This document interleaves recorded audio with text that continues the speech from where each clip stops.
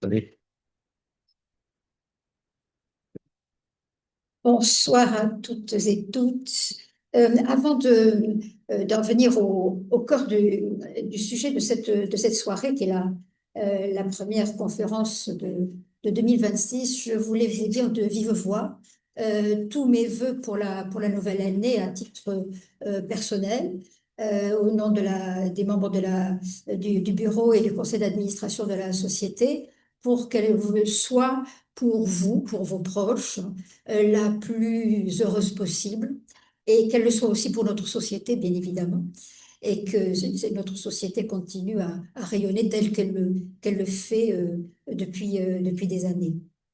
La conférence de ce soir est centrée sur un personnage que l'on connaît à double titre, au titre de peintre et au titre de musicien, d'où l'expression violon d'Ingres, puisque Ingres a été second violon de l'orchestre de Toulouse et qu'il a amené à fréquenter et se lier d'amitié avec d'autres musiciens comme Paganini. Mais ce soir, c'est le peintre. Le peintre habitant du 6e arrondissement qui est un, comment dire, j'allais dire un comparse, mais un comparse d'arrondissement d'un personnage de notre peintre qui n'est pas très loin, qui était installé place Fürstenberg et qui était de la Croix. C'est un personnage célèbre, qui est devenu célèbre par les différents portraits qu'il a fait, mais peut-être connaît-on moins l'homme privé. Je pense que c'est ce que ce soir on va nous faire découvrir. Et je pense que Emmanuel Schwartz, qui est conservateur général du patrimoine honoraire, qui a enseigné à l'école des Beaux-Arts, va nous faire découvrir un peu cet habitant du 6e arrondissement. C'est de la place.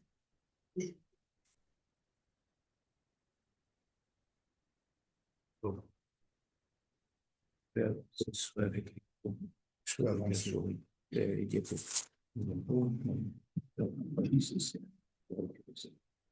Bon, merci. Donc, je parle un peu de la musique. C'est d'une part les faits et gestes de Monsieur Ingres dans le 6e arrondissement. Évidemment, c'est très ennuyeux.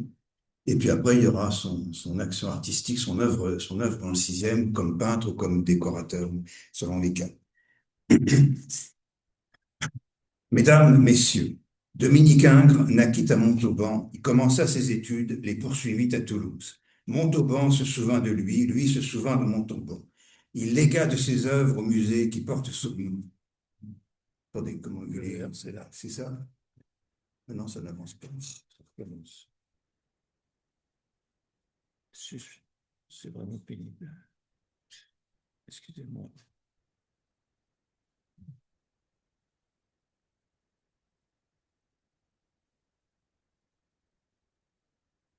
Voilà. Donc, il y a eu. Non, et pour remonter, C'est là. c'est là. Et pour avancer, c'est ça. C'est ça, c'est Donc, vous voyez, je lui ai mis un ventre. Il parle à son ventre dans les deux cas. Enfin, pas son. Alors, mais il vécut plus souvent, plus longtemps, dans un quartier de Paris, entre Seine et Luxembourg. Il y avait ses aises, ses amis, ses ennemis qui habitaient à portée de fusil. Delacroix, à qui les germanopratins ont conféré une immortalité parisienne en rachetant l'un de ses ateliers. Les amis de M. Ingres n'étaient pas aussi nombreux, assez nombreux pour lui faire la même grâce. Donc tout est allé à Montauban, il reste peu de choses de son atelier, si ce n'est souvenir. Parmi les piétons de Paris croisés à Tingres, le libraire Pierre Champion se rappelle une silhouette et une démarche aussi reconnaissables que son coup de crayon. Quand je passe rue des Marais, devant l'autre atelier de Delacroix, je ne sais pourquoi une ombre surgit tout d'un coup. C'est celle de M. Ingres qui, un peu plus loin, ouvrit son atelier. On le voyait quitter son appartement du quai, vous voyez la rue Visconti, il y a successivement à droite l'atelier, à gauche l'atelier de Haro et l'atelier de Balzac, hein, l'imprimerie de Balzac. On verra de temps en temps. On le voyait quitter son appartement sur le quai, un portefeuille sous le bras, suivre le trottoir jusqu'à la rue Bonaparte, rendant leur salut aux élèves de l'école des Beaux-Arts. Il gagnait la rue Visconti, où son ami, qui était aussi son ancien élève et son portraitiste, le peintre expert Haro, avait son atelier. Voici. Il est plaisant, le petit homme bedonnant. serré dans le carrick assez court qu'il porte sur la peau de son ventre arrondi.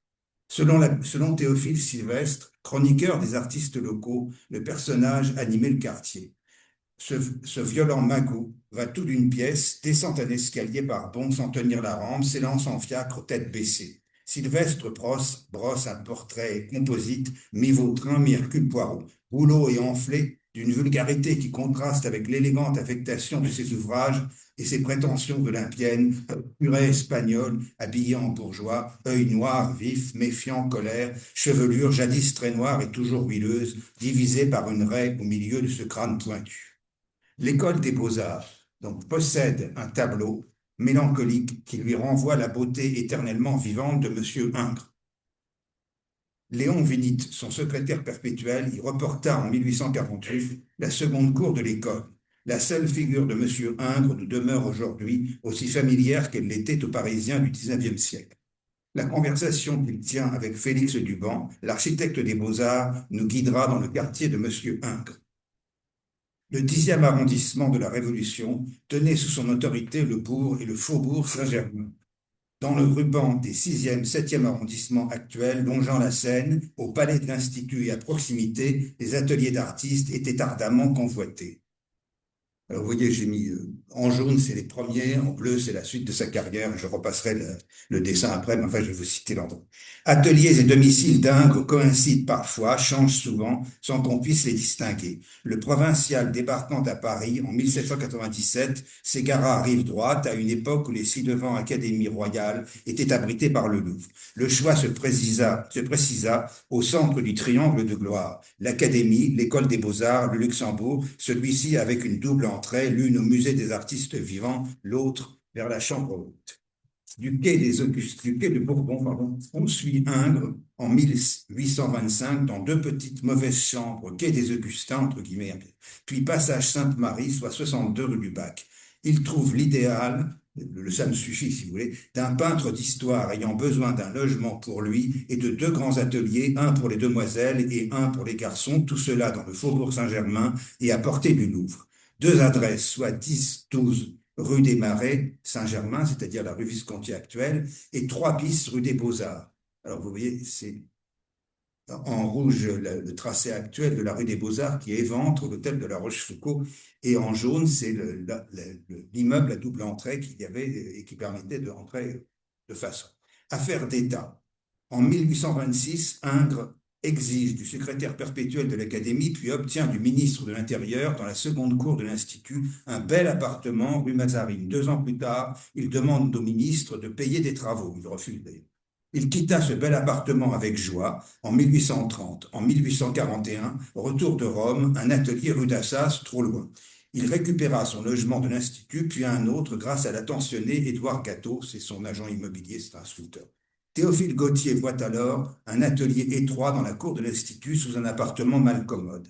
Après la mort de Madeleine Ingres, à droite donc, après la mort de Madeleine Ingres, survenue à l'Institut en 1849, Ingres, en pleine détresse conjugale, écrit « Je fais réarranger mon atelier du 15 quai Voltaire, où je suis assez bien. Je n'ai pu remettre le pied dans mon lugubre appartement de l'Institut, et je me suis logé en attendant rue Jacob, 27. Cette femme, le modèle du dévouement, a été la consolation de ma vie. J'ai eu le malheur de la perdre en 1849. Je me suis remarié 2 ans après. » Il se partagea pendant, il était très sentimental, il se partagea pendant 20 ans entre l'Institut, c'était dans la même phrase qu'il écrit ça, il se partagea pendant 20 ans entre l'Institut où il obtient en 1855 un nouveau logement et la tentation du noble faubourg qu'il fréquentait assidûment.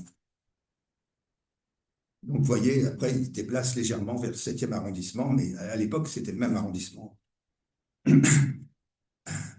Et soit le quai Voltaire, qui hébergea aussi Delacroix, et le 11 du même quai Voltaire. Le 49 rue de Lille, atelier au 41 et 47, il est mouru d'un coup de froid en reconduisant ses invités le 14 janvier 1867 dans sa 87e année. La cérémonie eut lieu à Saint-Germain-des-Prés, d'où le convoi s'ébranla. Donc voici, il y a une plaque tout de même sur son dernier logement. Ses interventions dans la vie de Saint-Germain-des-Prés ont marqué la grande histoire de l'art. En 1851, Delacroix et Ingres furent témoins au mariage du marchand de toile Étienne François Haro. Lorsque vint le moment de signer sur le registre, M. Ingres signa le premier. Mais avant de passer la plume à son voisin, il la secoua et la heurta si violemment sur la table que Delacroix ne put pas se servir de la même plume. C'est doré. Il rendait un culte de tous les jours et de tous les lieux au grand Raphaël et à la Fornarina, la boulangère Margherita Lutti, maîtresse de l'artiste qu'il peignit plusieurs fois. Il trouva dans votre arrondissement mieux qu'une boulangère, une pâtissière de Raphaël chez Gerbois à l'angle des rues Jacob et des Saints-Pères. Un de ses plus anciens élèves vit Ingres, attendant quelqu'un ou quelque chose. Tout d'un coup, mangeons des gâteaux, fit-il. Il n'y avait qu'à accepter ce très grand honneur. On entre, on se livre à une vraie bustifaille à laquelle Ingres entraînait son invité parce qu'il adorait la pâtisserie, parce qu'il regardait au comptoir, dans la glace, la maîtresse de la maison. Voyez-vous, disait-il, la bouche et les yeux pleins et dévorants, voyez-vous, mais regardez donc du Raphaël, tout Raphaël, mangez donc de ceci et de cela, absolument Raphaël, à la crème. Vous rappelez-vous la Madone de Foligno et ce baba? Au bout d'un assez long temps de cette gastronomie picturale, le voilà, s'écrie-t-il en se précipitant dehors, le voilà mon omnibus qui passe, avec de la place sur l'impériale, arrêtez-le, arrêtez. Et le vénéré grand artiste, institut Légion d'honneur sénateur, grimpe aussi lestement qu'un singe sur le bourgeois véhicule, en déclamant de loin la bouche pleine, vous paierez pour moi les gâteaux. La note s'éleva à un bon petit total, naturellement, il n'en a plus jamais été question. La dévotion à Raphaël explique donc les belles formes du maître ainsi que son digne surnom, Monsieur Pingre. Le sculpteur rude. Je raconte une autre anecdote, mais enfin, elles sont célèbres. Hein. Qu'est-ce que je fais?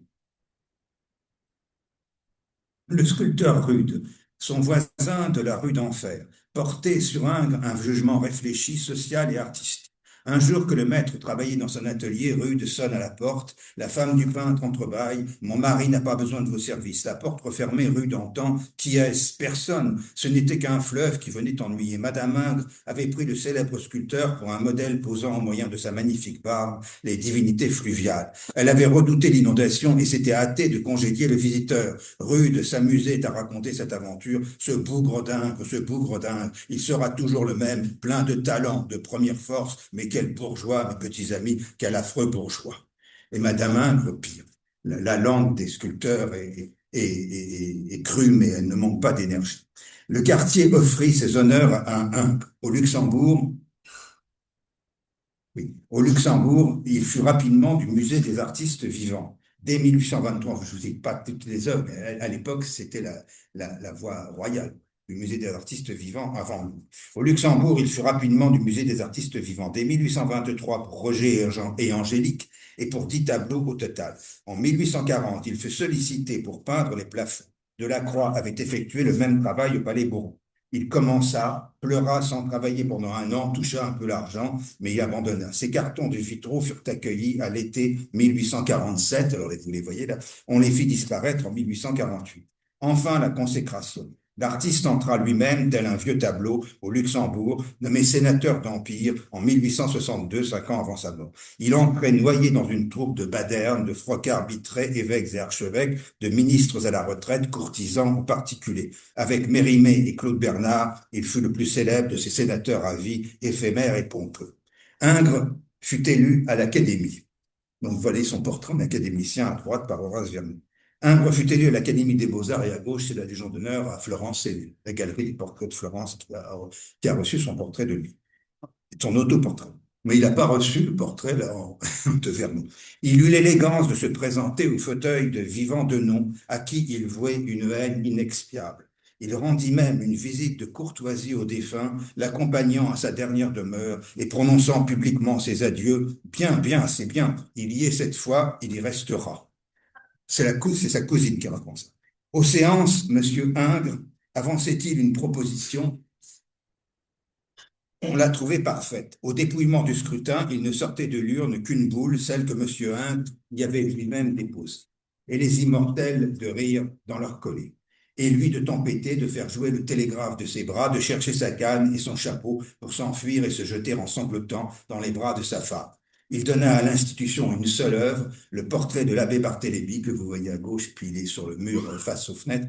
Le portrait de l'abbé Barthélemy, le père du jeune Anacarsis, préside du haut de la Simès aujourd'hui les grands débats, là c'est la salle des grands débats, de la compagnie avec autant d'autorité qu'Ingres de son vivant. Sa nomination à la direction de la Villa Médicis fut le fruit de ses intrigues. On savait sa totale incapacité administrative. Il eut gain de cause à la deuxième tentative en 1835 grâce à Thiers, dont je reparlerai souvent, ministre de l'Intérieur, qui pensait que c'était Madeleine qui dirigerait l'institution. Il y fallut 9 tours de scrutin. Ingres retira sa candidature, se sentant blessé dans sa dignité d'artiste. Le ministre, qui connaissait son personnage, signa l'arrêté. Il avait en tête des projets pour l'arrondissement dans lesquels Ingres avait toute sa place, qui verront la fin de cette conférence. Les querelles feutrées du quai Conti dissimulaient des oppositions esthétiques et politiques. Les œuvres d'Ingres tranchaient avec les courants dominants. Il combattait l'école de David, son maître, donc son pire ennemi, depuis l'échec primitif au prix de Rome en 1800. Il avait accusé son maître d'avoir favorisé un de ses camarades. Mais sa bizarre, qui lui faisait préférer à l'école de David, Giotto et Cimabue, était apprécié par les jeunes tenants du romantisme, et même par Delacroix, qui le haïssait plus que tout, l'apôtre de la laideur, disait-il. Outre la conquête d'appartements, Ingres se donna pour ambition d'empêcher l'élection de Delacroix, l'ambition de Delacroix à l'Académie et à l'École des Beaux-Arts. Voyez le journal Pour rire de 1849. Duel entre Monsieur Ingres, le tiers de la ligne, et Monsieur Delacroix, le Proudhon de la couleur. Si Monsieur Ingres triomphe, la couleur sera proscrite sur toute la ligne. Si Delacroix est vainqueur, on interdira la ligne avec tant de rigueur que les gens surpris à pêcher à la ligne sous le Pont-Neuf seront immédiatement passés par les armes. Sur le caparasson du cheval d'Ingres, Rubens est un rouge, il n'y a de gris que le gris, et Monsieur Ingres est son prophète. Ingres était en effet le prophète de la plus haute religion, celle de Dieu, celle des peintres italiens. Parallèlement, sa piété était teintée de paganisme. Il y eut d'abord cette Angélique toute nue, de l'Arioste, Angélique en pamoison païenne, que beaucoup prirent pour Andromède secourue par Persée. L'amour de Raphaël et de la Madone Sixtine se produisit la même année, 1824, le vœu de Louis XIII qui vouait la France à la Vierge. Le revivalisme marial était dans l'air du temps, de la restauration bourbonienne et catholique, dans l'air du quartier aussi. Un peu plus tard, la Vierge apparaissait en personne, tout près de là, au couvent des Filles de la Charité, rue du Bac, à la bienheureuse Catherine Labouré. Mais il y avait le même phénomène avait lieu à Montauban. Il a fait une peinture du même genre pour Montauban. Le vœu valut acte de foi. En 1825, lorsqu'il ouvrit son école, rue des Marais, Ingres y exposa le grand dessin du vœu par Luigi Calamata et le faisait admirer à tous les visiteurs. Il l'exposa ensuite au Luxembourg. Tout entier à sa foi, Ingres organisa les pèlerinages. Au début, il faisait visiter simplement son atelier, mais c'était pour des raisons presque religieuses. Ingres organisa les pèlerinages à l'atelier et à ses œuvres religieuses. En 1833, il convia rue des Beaux-Arts ses confrères à voir son grand tableau, Le Martyr de Saint-Phorie. Victor Schlett s'y rendit en tremblant. Ingres est sur le point de finir le tableau auquel il travaille depuis 8 ans. On en dit beaucoup de bien et je crois que ce doit être une belle chose. Cependant, je redoute le moment où il m'invitera à venir le voir. Ingres ne se contente pas d'une admiration ordinaire et si l'on ne tombe pas à la renverse, si l'on ne se roule pas en convulsion devant son tableau, il vous met à la porte de son atelier à coups de pied dans le cul en vous traitant d'impertinent. L'éreintement.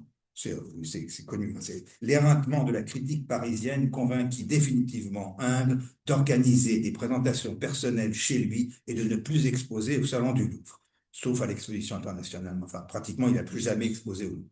Les multiples ateliers sur la rive gauche devinrent un salon Ingres itinérant et fort couru qui propagea son credo dans les Vierges extatiques et les tristes troubadours. En 1841-42, vous voyez par exemple, en 1841-42, la Vierge à l'hostie, à l'Eucharistie, au voile bleu, etc., fut plusieurs fois exposée. Se vendant bien à l'étranger, son auteur la multiplia comme des petits pains. Sur la fin, ce fut une Jeanne d'Arc, puis un Jésus enfant, non, c'est Jésus enfant et les docteurs, c'est des peintures troubadours. Hommage à la commande de la reine Amélie et à son fils mort, le duc d'Orléans, dont je vais reparler, commencé en 1844, admiré en 1862. Donc ça fait très longtemps. Il les montrait en cours de composition. Admiré en 1862 chez Ingres, mi-religieux, mi-politique et invendable, resté dans l'atelier, Jésus fut légué à la cité de Montauban. Une cité huguenote, peut-être plus bien. Dans l'atelier d'Ingres fermenta le renouveau de la peinture religieuse. Elle s'épanouit par ses élèves, les frères Flandrin, dans la décoration de Saint-Germain-des-Prés, après qu'Ingres en eut décliné la commande pour lui-même, tandis que Delacroix, assisté d'élèves de David,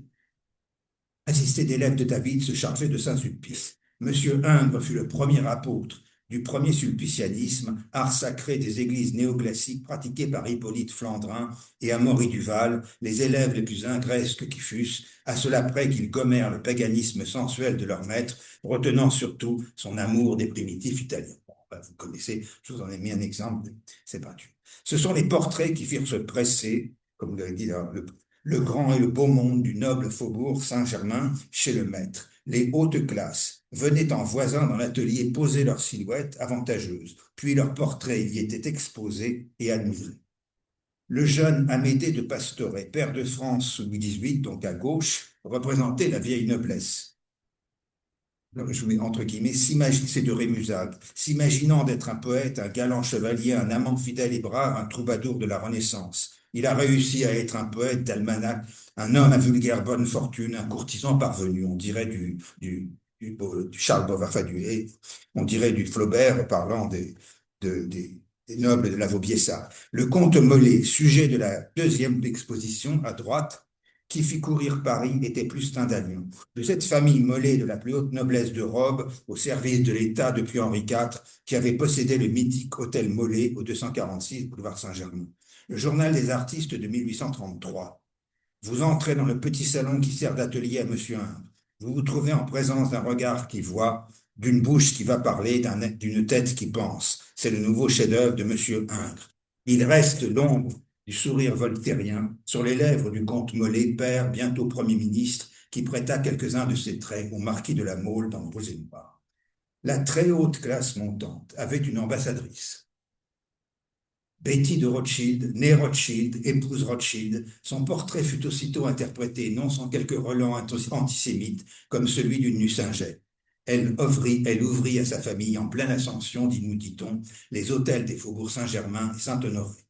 Le portrait de la nouvelle bourgeoisie écrasa tous ces aristocrates. Monsieur Bertin, le Bertin du journal des débats, venait spécialement de Bièvre, dans la vallée de Chevreuse, pour poser devant Ingres. Ingres hésita, Ingres pleura pendant les séances. Henri de Laborde décrit « Rien de plus conforme au caractère du personnage que cette force sûre d'elle-même et cette bonhomie un peu impérieuse. » Monsieur Bertin fut longuement présenté dans l'atelier de la rue des Beaux-Arts en octobre 1832. Victor Hugo prit rendez-vous. Le portrait fut ensuite exposé chez un fils de Monsieur Bertin, rue des Saints-Pères, où Delacroix en prononça un éloge enthousiaste en pinçant les lèvres et en clignant les yeux. Cela est bien rendu. Ingres se rendit indispensable même aux familles régnantes. L'histoire du portrait de Ferdinand Philippe, duc d'Orléans, héritier du trône, épouse celle de l'atelier.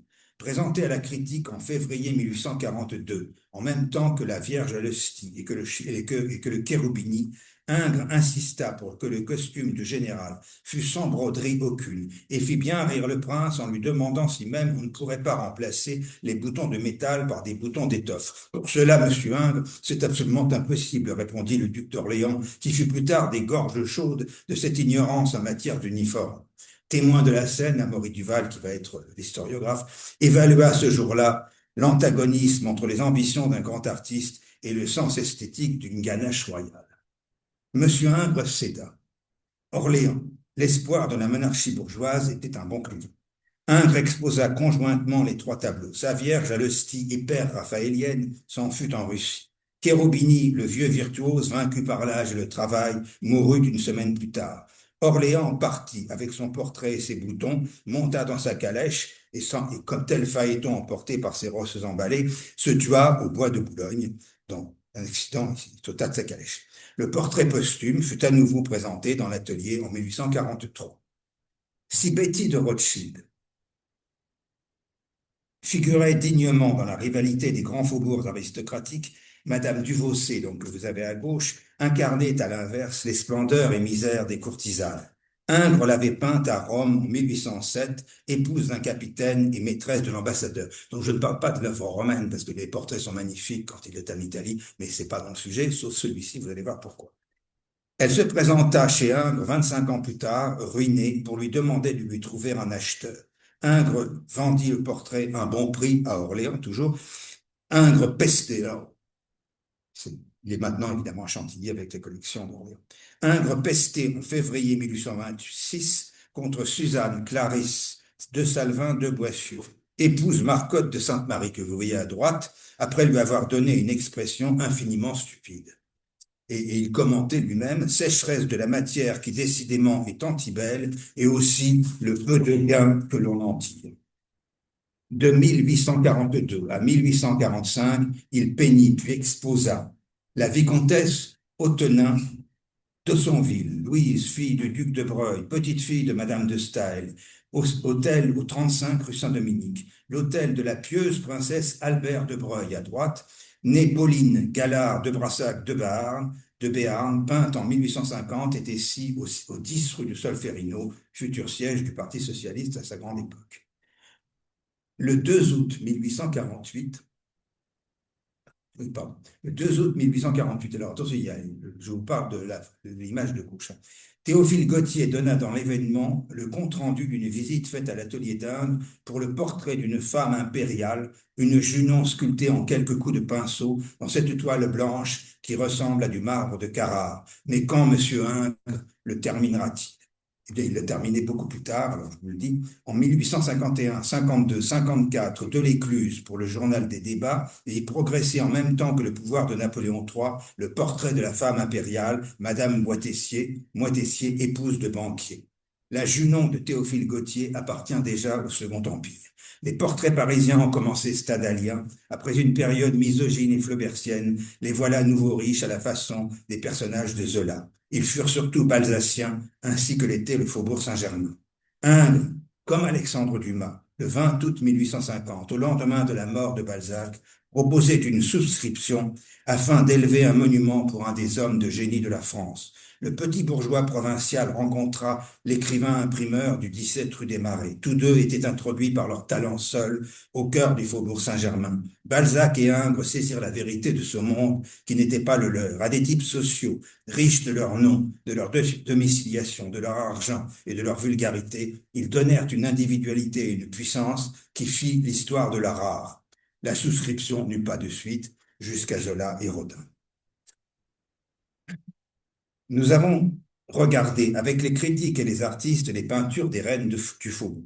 Les expositions parallèles des académies féminines s'adressaient autant aux élèves qu'aux amateurs mondains. Alors rappelez-vous, il y avait cette ambiguïté, plusieurs ateliers, l'atelier des élèves, qui n'a pas duré très longtemps, mais qui a été très important, et l'atelier personnel d'Ingres, qui s'est beaucoup promené. Dans l'esprit, les goûts, l'art et l'enseignement d'Ingres, elle primait sur les nus masculins et constituait la base de son académie autant que de son art. Ces figures maintenant célèbres subirent une maturation longue de 10, 20, 30 ans en atelier. Ingres multiplia les répétitions et variantes de ses académies, les confiant parfois à ses élèves et ses anciens élèves. Mon étonnement a été grand lorsque vous m'apprenez que je vous ai promis une réplique de la petite baigneuse. Me recopier, je n'ai jamais su faire ça de ma vie. Il n'a fait que cela. Peintures anciennes, études de figures à venir, remords d'œuvres passées. C'est-à-dire, il y a même parfois, sous la peinture, une autre variante. Enfin, ça relève de l'histoire de l'art très précise. Nombre de jolies femmes, peintes en plusieurs exemplaires, se dénudèrent dans l'atelier. Les élèves virent ainsi d'année en année la petite peigneuse du Louvre, intérieure de harem en de nombreuses variantes.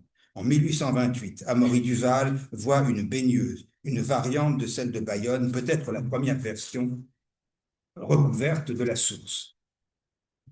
La source.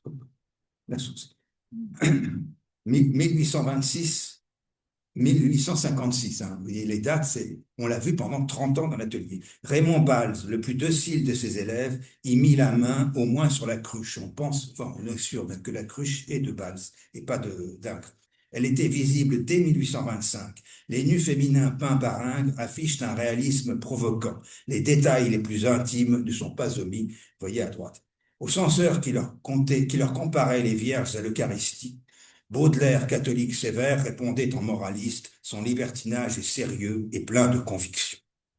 Le nu féminin constitue la pierre de touche des contradictions d'Ingres. Il dénonçait au nom de la beauté, de la nature, le chic, la beauté de convention et surtout l'anatomie, interdisant le squelette dans l'atelier. Copiez donc tout bonnement la nature, tout bêtement, et vous serez déjà quelque chose. Les élèves lui rétorquaient qu'il l'avait convaincu un jour d'aller voir un cadavre à la Salpêtrière pendant le rude hiver de 1830, d'où il avait conçu une de ses académies la plus fameuse, justement la Source. Regardez avec attention les pieds et les mains de cette belle figure, dit Amaury Duval, ce sont ceux de la pauvre folle de la Salpêtrière.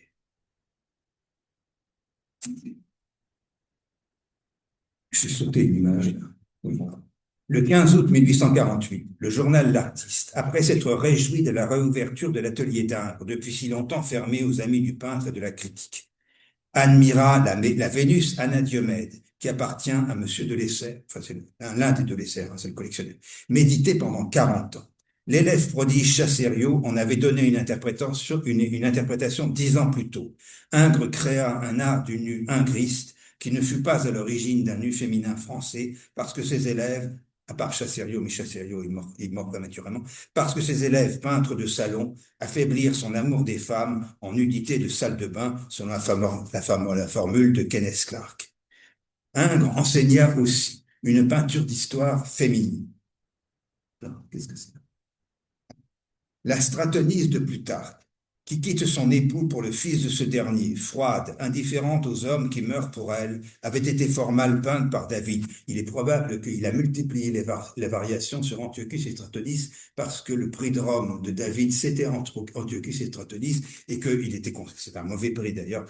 Alors il essayait de faire mieux à chaque fois et il l'a fait pendant 30 ans, 40 ans. Les Stratonis d'Ingres occupèrent une place de choix dans l'atelier des décennies durant. Stratonis jouait-elle avec les hommes comme la Lévie de Virgile.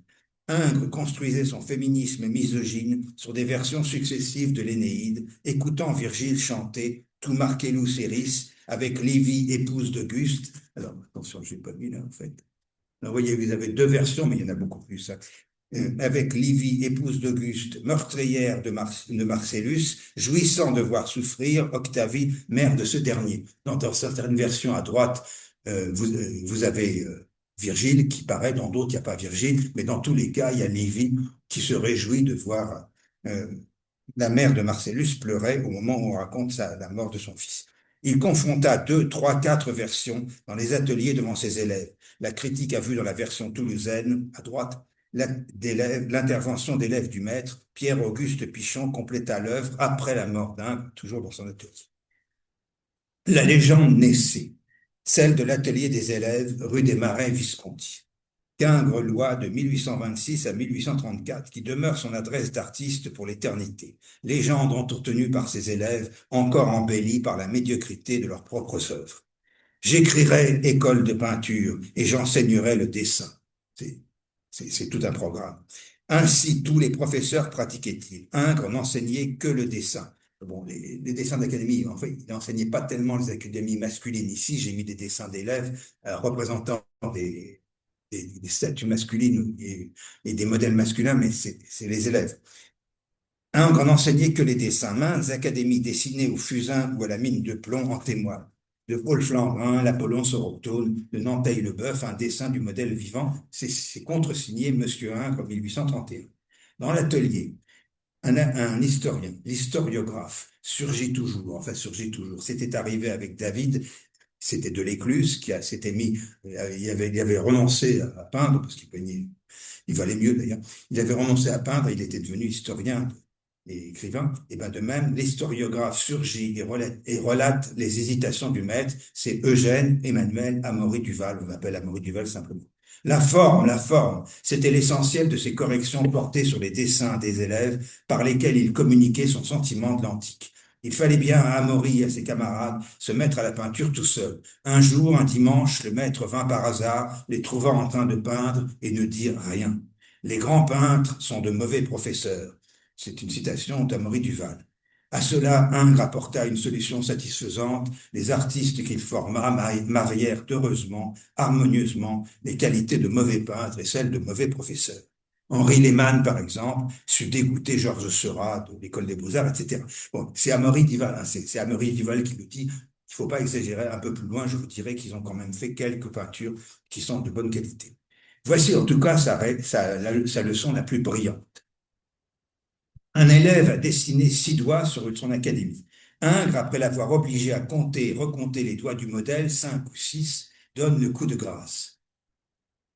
Êtes-vous de la Provence? Et de quel endroit? De Limoges, monsieur. De Limoges, vous êtes de Limoges, noble et illustre cité, Limoges, l'antique capitale des Lemoviques, Civitas, Lemovicum, résidence des proconsuls romains, cour d'assises, évêchés, tribunaux de commerce, académie, typographie nombreuse, etc. Et que fait-on de votre famille? Quel est l'état de monsieur votre père? Juge à la cour royale, juge monsieur votre père et juge. Ah, quelle grande, quelle honorable profession, quelle auguste et sacrée magistrature, la première de toutes, oui, messieurs, de toutes. Juge, représentant de la loi, chargé des droits et arbitre de l'honneur de ses concitoyens, juge protecteur de la veuve et de l'orphelin, juge le supérieur par les justices humaines et divines de toute la société depuis le mendiant et l'infirme jusqu'aux souverains. Quel respect ne mérite pas cette première des fonctions? N'est-ce pas, brave et loyal jeune homme, que vous devez être fier d'être fils d'un tel fonctionnaire? N'est-ce pas, dites? Oh, sans doute, monsieur. Eh bien alors, comment se fait-il que vous ne suiviez pas ces plus nobles traditions de famille en entrant dans la même carrière que monsieur votre père, au lieu de vouloir vous faire peintre?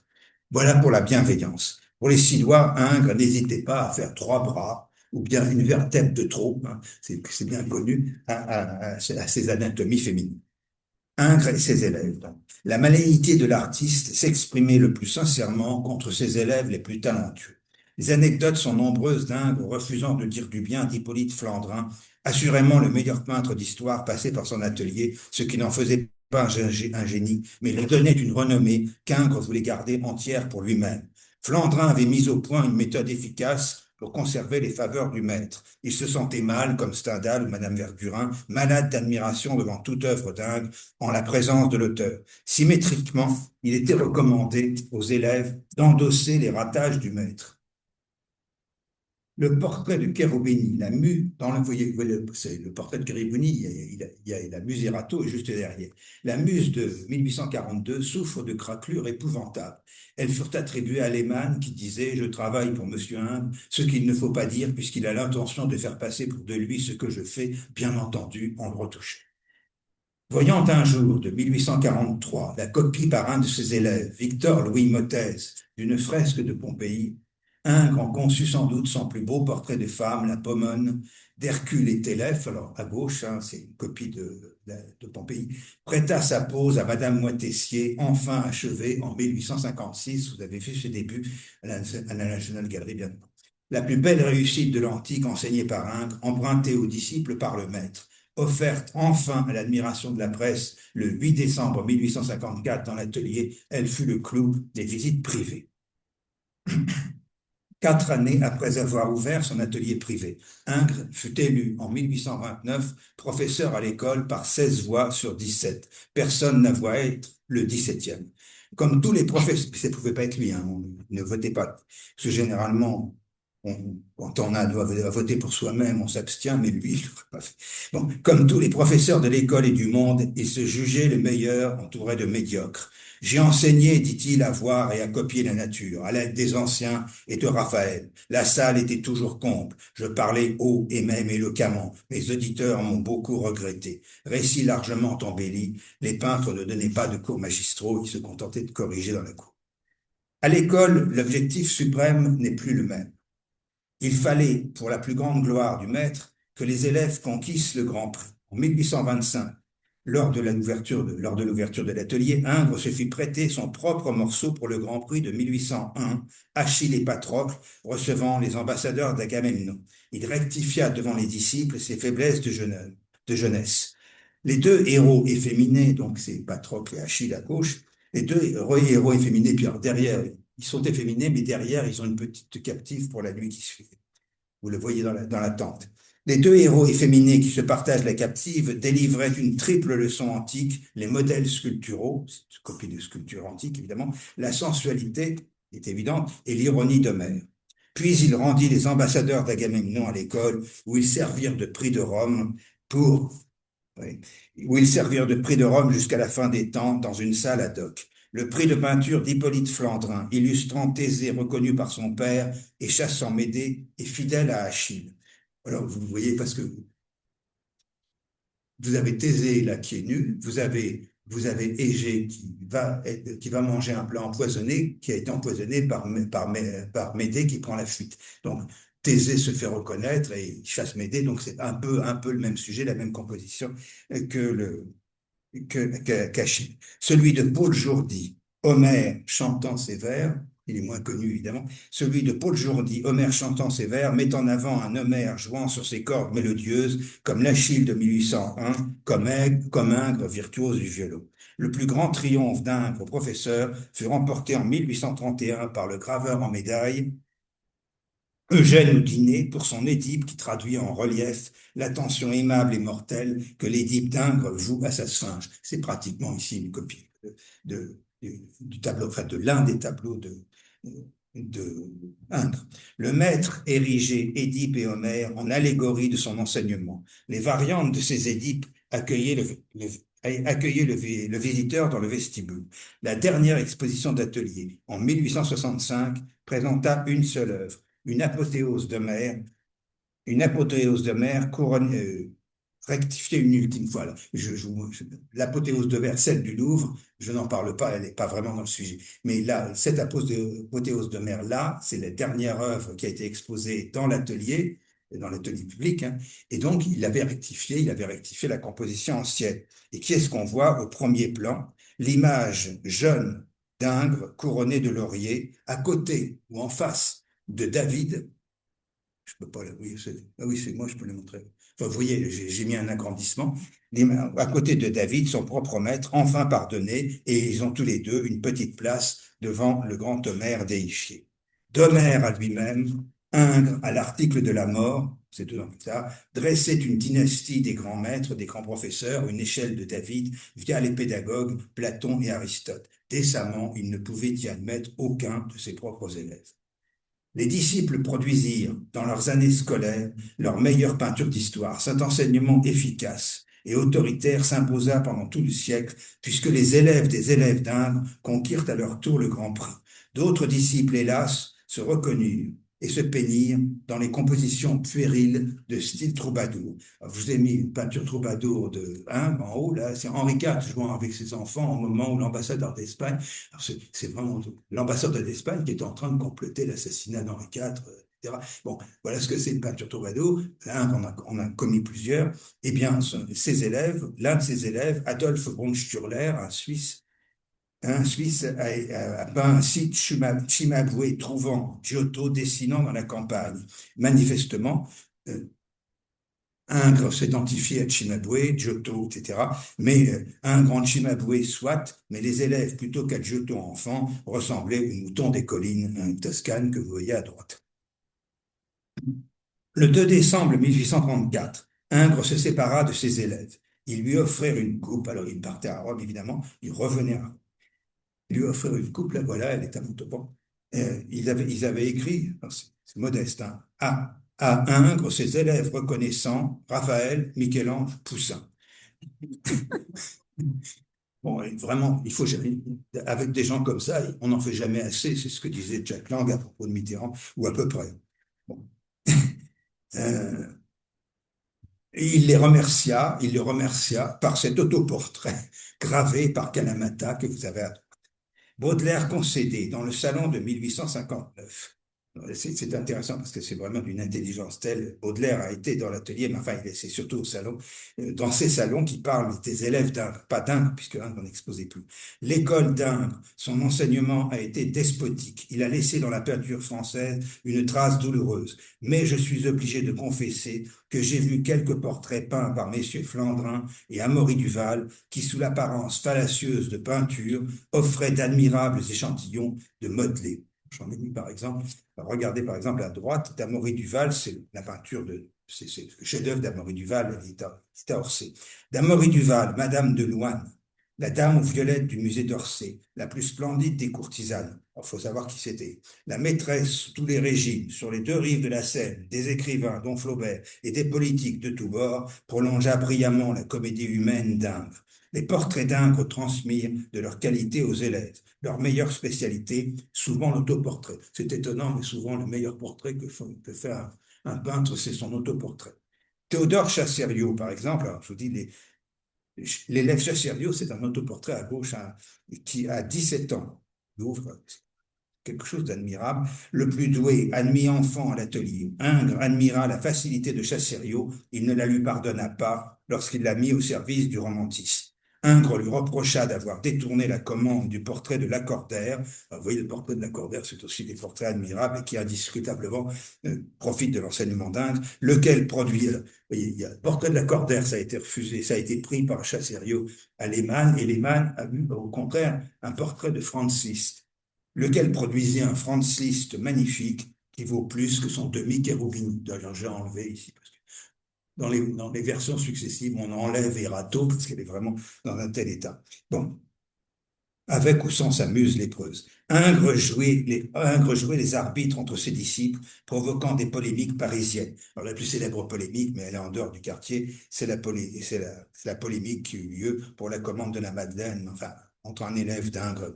Là, on n'est pas dans le sujet. À son retour de Rome, Ingres n'avait pas rouvert l'atelier. De jeunes artistes insistèrent. Il leur fit dire aimablement par sa seconde femme qu'il n'accepterait que s'il s'engageait à ne pas concourir pour les prix. Flandrin ouvrit donc un atelier à sa place et obtint lui-même une chaire à l'école. Ingres gardait à son service quelques-uns de ses anciens élèves, au moins une œuvre, peut-être considérée comme entièrement de leurs mains, quoiqu'elle soit signée d'Ingres, hein. Mais enfin, elle n'est pas signée d'ailleurs. La commande de Louis-Napoléon Bonaparte en 1851 pour l'apothéose de Napoléon Ier, toile monumentale placée au plafond du salon de l'Hôtel de Ville. Vous avez ici l'esquisse.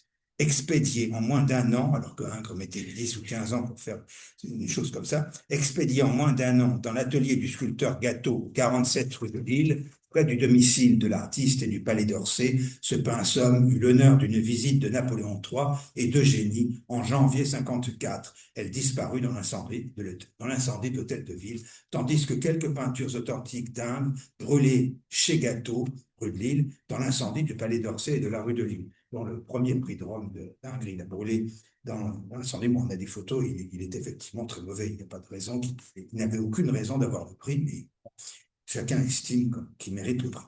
Dès la mort d'Ingres connu, l'école lui constitua un tombeau par une de ses rituelles expositions d'hommage à ses anciens professeurs. Le 8 avril 1867, donc en bout de 3 mois, un énorme corpus de 600 œuvres ordonnées autour de l'apothéose d'Homère qui est au bout. Les innombrables chroniques n'évoquèrent rien moins que l'enterrement de la peinture d'histoire antique.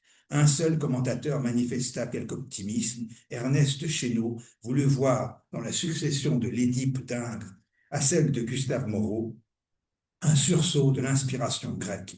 Il se produisit dans l'enseignement. En 1892, Gustave Moreau ouvrait le dernier atelier mythique de l'École des Beaux-Arts. Les futurs grands artistes français du siècle suivant y apprirent leur art. Aucun ne fut couronné par le Grand Prix. Pire, les élèves de Moreau, dont Matisse est plus célèbre, dénonçaient chaque jour le principe pédagogique gravé sur le monument élevé en 1871 par Eugène Guillaume à Ingres et à ses deux meilleurs élèves, Flandrin et le sculpteur Simard. Sur le rouleau, vous pouvez lire, j'ai mis un agrandissement, que tient Ingres, le dessin et la probité de l'art. Il trouvait ça stupide. Bon. La révolution de l'art au XXe siècle s'est faite contre les principes d'Ingres, non contre la virtuosité de son dessin dont hérita Picasso. C'est devenu maintenant un topos, le dessin de Picasso inspiré de celui d'Ingres. De l'exposition de 1867, il demeure des souvenirs sur place. Le Romulus vainqueur d'Acron, venu de Rome pour l'occasion, fut laissé à la disposition. Qu'est-ce qui s'est passé? J'ai encore sauté une image. Qu'est-ce qui s'est passé? Non, c'est pas. Non, Non, c'est bon. il a sauté. C'est drôle. Bon. Oui. Ah oui, ça y est, il n'a pas. C'était des émotions. Oui, c'est. Bon, le Romulus, vainqueur d'Acron, venu de Rome pour l'occasion, fut laissé à la disposition de l'école par la grâce de sa sainteté le pape Pie IX. Œuvre de jeunesse, œuvre scolaire, œuvre politique à la manière d'Ingres, c'est-à-dire flattant le maître du jour, dont c'est une peinture de 1812, et il fallait voir qu'en Romulus, le roi de Rome de l'époque, c'est-à-dire Napoléon. Napoléon étant en 1807 roi d'Italie et successeur de Romulus. C'est aussi un autoportrait, le petit page de dos aux cheveux bouclés, vous le voyez à gauche, c'est Ingres, à ses débuts, déjà potelé, tel qu'il apparaît dans les peintures de ses camarades Vous voyez à droite une peinture du Louvre, et c'est le même, mais vu de dos, probablement, puisqu'il y a quand même les mêmes cheveux, il a la même taille. C'est toute l'école que ministres, que ministres et architectes s'attachèrent à consacrer au culte d'Ingres jusqu'à 1968. En 1834, Thiers avait fait nommer Ingres à Rome dans l'intention de lui faire copier les grands maîtres, Michel-Ange et Raphaël, pour le musée de l'école des beaux-arts. Alors, le rêve de Thiers, c'était de faire un musée des copies qui a été successivement à l'école, puis plus tard, il a fait son musée des copies aux Champs-Élysées. Ça a été un échec complet, bien entendu. L'on est tenté d'écrire les vies parallèles de Monsieur Ingres et de Monsieur Thiers. Vous savez, il n'y a pas beaucoup de gens qui ont droit à Monsieur toute leur vie. L'un rive gauche, l'autre rive droite. Monsieur Ingres ne donna jamais de portrait de Thiers. Alors, je vous donne deux portraits flatteurs de Thiers qui entourent Ingres, entre les deux.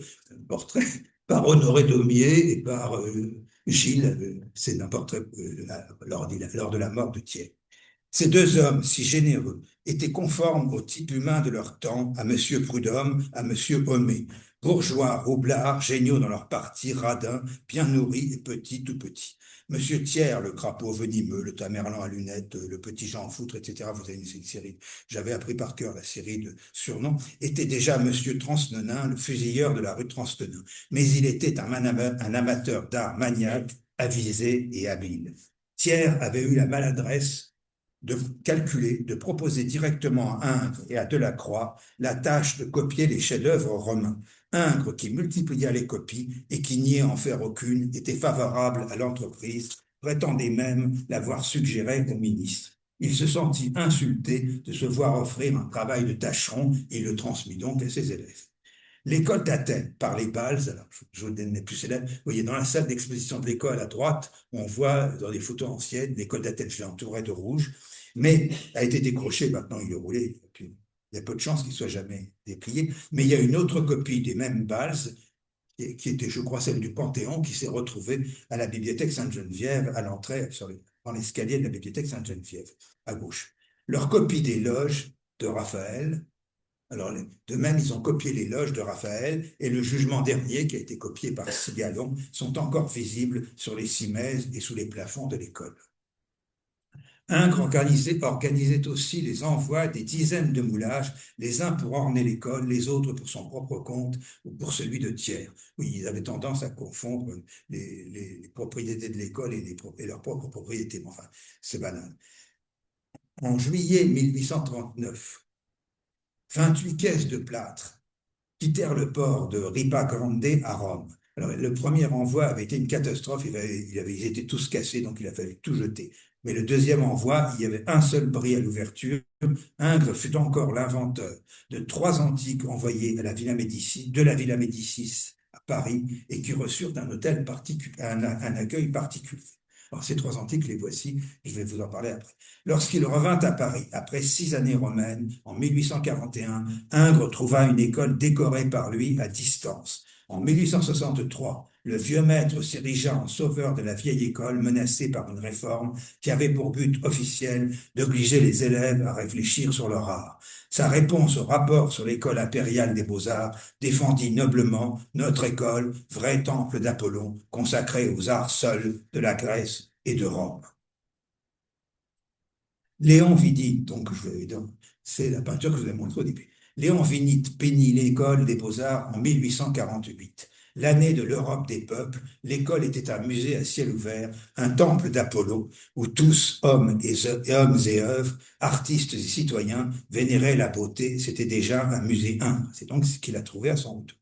C'est là aussi que la Révolution, par un concours, voulut donner un visage à la Deuxième République. David d'Angers, alors vous voyez, David d'Angers est à gauche, mais enfin, bon, peu importe, devant la porte, de face, maire de l'arrondissement, et Ingres était membre du jury et leurs élèves candidats.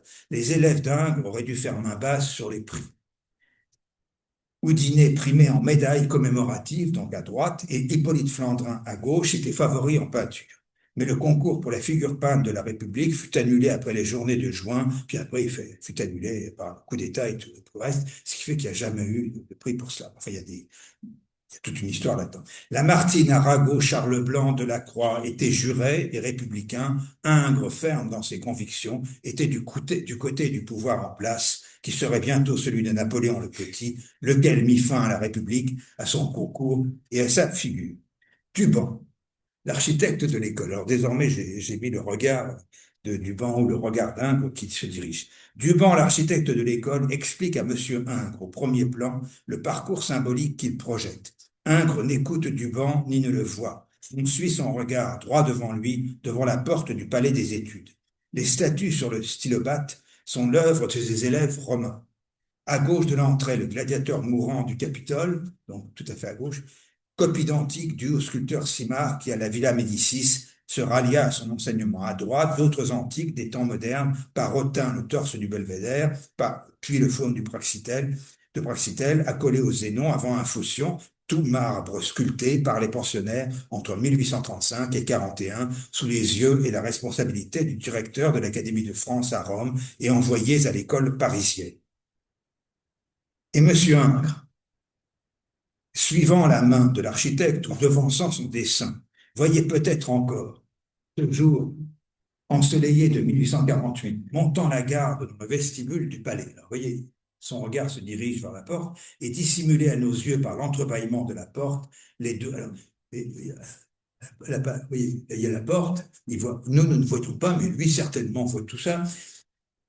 Les deux torses, là, on passe la porte, et là c'est une photo ancienne, les deux torses qu'il avait exhumés à la villa, et alors j'ai mis des agrandissements pour qu'on les voit, mais lui, il devait pouvoir les voir. Et plus loin, plus haut, alors là, se détachant sur le ciel et sur l'avenir, on passe la porte, et là, il y a en gros la troisième sculpture, c'est-à-dire la Minerve Médicis, mais il n'a pas pu la voir parce qu'elle a été montée dans la cour vitrée beaucoup plus tard, mais qu'importe. Et plus loin, se détachant sur le ciel et sur l'avenir, sa Minerve Médicis, dominant dans le cortil de l'école les moulages prêts à Rome. De l'autre côté du mur, si je traverse, là, je continue à travers la porte, de l'autre côté du mur, dans l'hémicycle, l'on verrait bientôt la même Minerve de dos. Alors, oui, qu'est-ce que je fais là? Oui. Pardon. Là, la même Minerve, oui, elle est là. Là, vous avez la Minerve de dos sur l'image de droite, vue de l'intérieur. Alors, j'ai ajouté la photo parce qu'elle est naturellement à contre-jour et donc on voit simplement une tache de lumière. Mais au 19e siècle, jusqu'à 1968, elle était en haut. Enfin, pas elle-même, mais enfin, il y avait un moulage qui avait été mis ici. Et un décor ingresque se mettait en place qui se fondrait dans la leçon d'histoire dispensée par les murs. Et si le maître avait bonne et longue et double ou triple vue, il devinait au fond du tableau et de la perspective, dans l'amphithéâtre où étaient remis les grands prix, qu'1 jour après sa mort, pour l'honorer, l'école ferait suspendre sous la copie de sa Minerve, donc à gauche, ici sur l'image, le Romulus vainqueur d'Acron, grande œuvre de son premier séjour italien, cédé par le pape, faisant face aux 3 juges athéniens de Delaroche, qui étaient eux-mêmes une réponse brillante à l'apothéose d'Homère. Vous les voyez ici, sous un autre angle, on voit les regards aussi. On peut imaginer que c'était une ligne droite ainsi composée par Félix Duban. Ainsi Félix Duban, puis ses successeurs, désignèrent-ils à la fin du siècle une avenue Ingres théorique déroulant son œuvre complète, née rue Mazarine, dans les logements académiques. Alors vous voyez, on suit la ligne droite, ça part des logements académiques, ça suit la rue, dans les logements académiques, descendant la rue des Beaux-Arts, passant devant l'atelier à double entrée, puis filant au milieu des souvenirs de la Villa Médicis, de l'amour de Raphaël, jusqu'au Saint des Saints, jusqu'à la Cella antique. Il reste peu de choses de tout cela. Le parti architectural et urbain en est perdu, s'il a jamais existé, parce qu'il y a une part d'imagination chez moi. Le dessin ne règne plus à l'école des Beaux-Arts. Un autre professeur mythique entrevit Ingres à l'extrême fin de sa vie, Hippolyte Taine. Vous trouveriez ici un homme qui, pendant 60 ans, n'a regardé que le ciel italien. À Paris, il le voyait toujours, et il le voyait avec les yeux du XVIe siècle. Il y a vécu comme un plongeur sous sa cloche, fermant les fentes par où l'air du dehors eût pu entrer.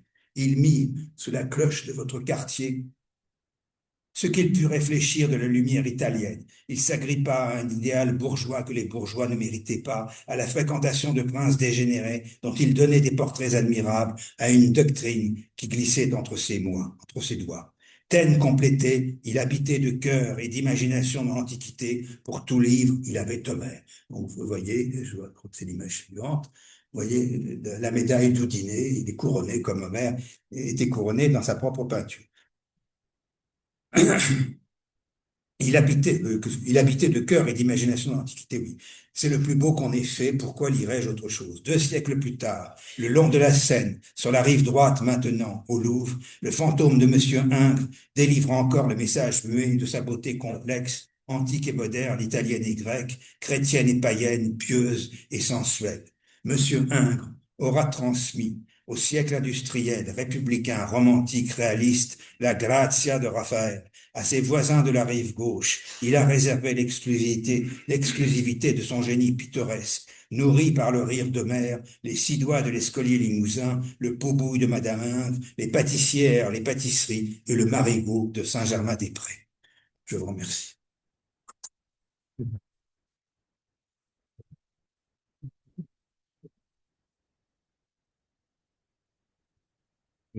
Merci pour ce voyage très pittoresque, hein, à la fois dans la vie d'Ingres et dans l'arrondissement où il a vécu, ses ateliers, les ateliers de ses élèves. Voilà on se rend compte quand même que les artistes entre eux, ou les critiques vis-à-vis des artistes, étaient sacrément rosses, et qu'ils étaient plus, comment dire, la vivacité, c'est un peu comme dans les dossiers de personnel, les jugements que l'on porte sur les fonctionnaires de l'État au 19e siècle sont beaucoup plus durs, beaucoup plus francs et peut-être beaucoup plus réalistes qu'ils ne le sont à l'heure actuelle. Et on se rend compte que la dureté des critiques vis-à-vis des artistes ou des artistes entre eux est beaucoup plus franche et moins enrobée, si je puis dire, qu'elle ne pouvait être, qu'elle n'est peut-être devenue. Oui, mais il y a des cas où on se critique les mauvaises œuvres, parce que c'est moi, je reste une peinture religieuse. J'ai parlé avec des conservateurs du Louvre, ils étaient admiratifs devant des peintures qui étaient de la propagande, qui d'ailleurs étaient invendables. Et inversement, maintenant, les inspecteurs, donc les inspecteurs de l'éducation nationale que j'ai beaucoup fréquentés, ils en veulent à quelqu'un, comme Ingres, à quelqu'un qui ne parle pas comme eux, simplement. Vous savez, le fameux rapport d'inspection sur Proust, non pas sur le professeur de Proust, qui disait, il ne parle pas comme eux, il a la copie qu'il met, enfin, c'était le contraire, hein, c'est le contraire. Ils ont tendance à, parce que les inspecteurs, excusez-moi, les inspecteurs, c'est pas possible. Avez-vous des questions? Monsieur Lancé. Moi, je fais toujours à ce moment.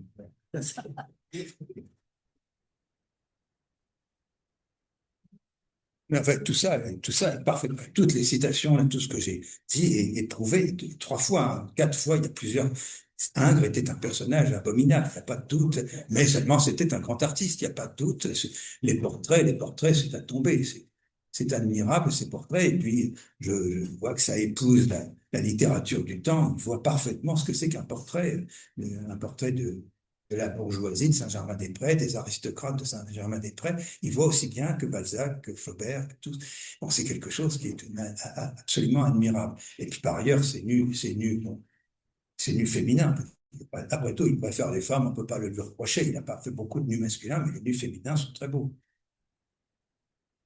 Oui, est-ce que, alors, ça sort du sujet, je le reconnais, mais est-ce que les critiques vis-à-vis de Ingres musicien sont aussi dures que vis-à-vis de Ingres peintre? Ben, c'était par exemple Delaroche, qui était également musicien. Je crois qu'il prétendait que c'était un musicien convenable. C'était pas un virtuose. Je crois que vraiment, même Ingres ne prétendait pas être un virtuose. Oui. Enfin, naturellement, il fallait le dire quand même. Mais je crois pas. Est-ce qu'il a joué dans des orchestres? Je suis même pas sûr. Il a joué dans des orchestres. Il a joué, il a joué. Oui, oui. Parce qu'après, il y a eu. Cela dit, effectivement, si on met Ingres et Paganini en concurrence, je pense que Ingres ne devait pas peser lourd, je pense. Et ça, c'est un jugement personnel. Mais à la Villa Médicis, c'est ce qu'il avait de sympathique à la Villa Médicis et à Paris.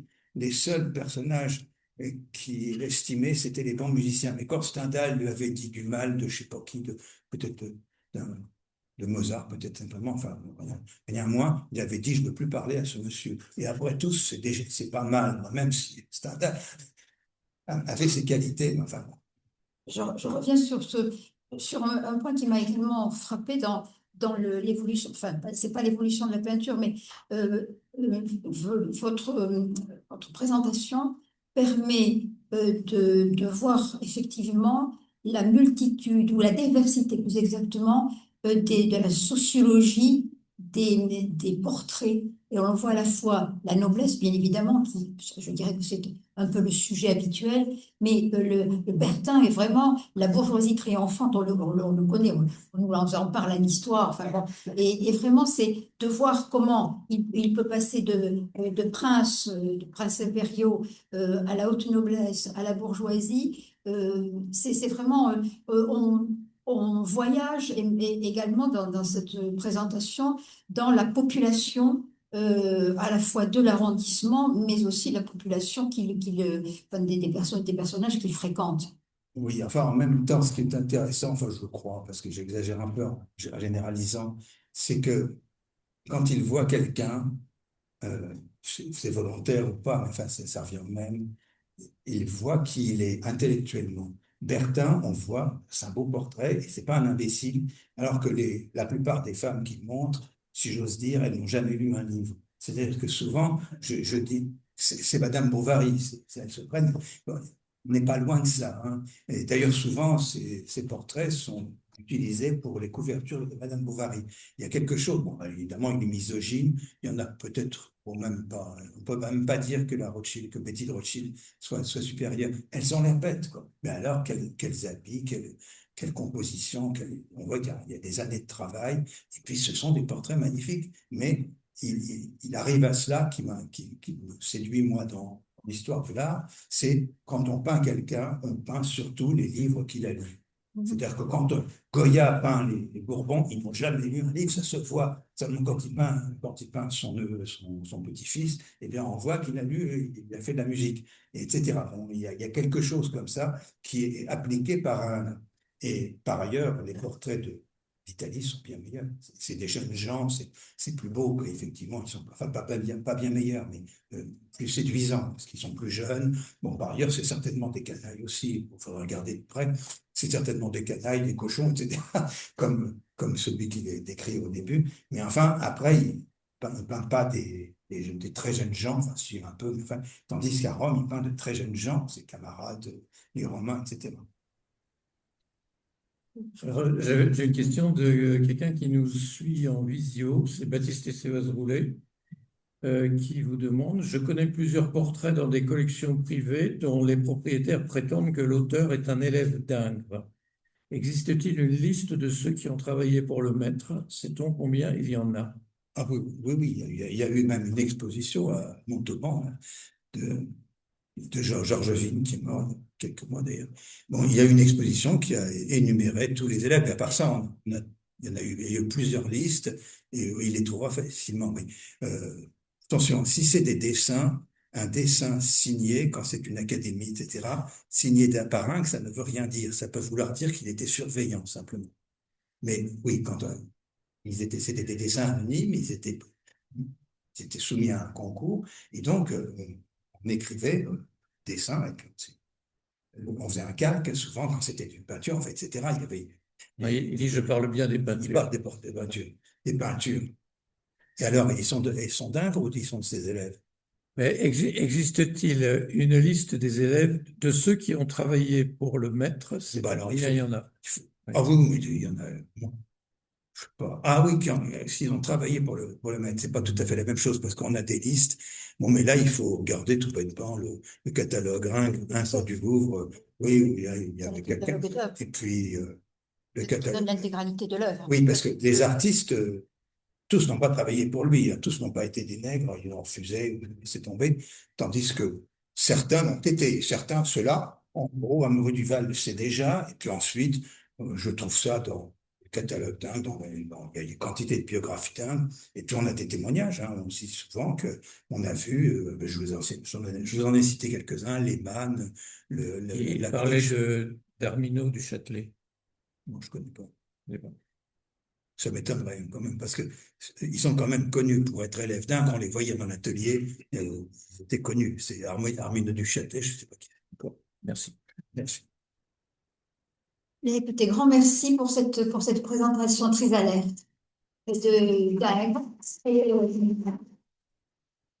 crois que nous aurons l'année prochaine comment dire, le plaisir de vous lire, de lire votre communication pour nous rafraîchir la mémoire. Grand merci à tous et à très bientôt.